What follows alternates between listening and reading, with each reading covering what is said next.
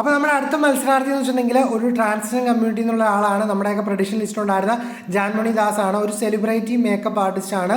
എനിക്ക് ഇൻട്രൊഡക്ഷൻ കണ്ടപ്പം ഒരു തോന്നിയ കാര്യം വെച്ചിട്ടുണ്ടെങ്കിൽ ഒട്ടും തന്നെ മലയാളം സംസാരിക്കുന്നില്ല, കൂടുതലും ഇംഗ്ലീഷാണ് സംസാരിക്കുന്നത്.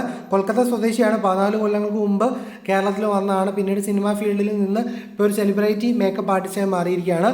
ഒട്ടുമിക്ക എല്ലാ നടിമാരെയും മേക്കപ്പ് ചെയ്യുന്ന ഒരു ആർട്ടിസ്റ്റ് എന്ന് വേണമെങ്കിൽ നമുക്ക് പറയാൻ സാധിക്കും. അതായത് മേക്കപ്പ് ആർട്ടിസ്റ്റുകളിൽ ഒരു ടോപ്പ് പൊസിഷനിൽ നിൽക്കുന്ന ആളാണ്. ഓൾമോസ്റ്റ് എല്ലാ സെലിബ്രിറ്റീസിനും കൂടെ നമുക്ക് ഫോട്ടോസ് കാര്യങ്ങളൊക്കെ കാണാൻ പറ്റുന്നുണ്ട്.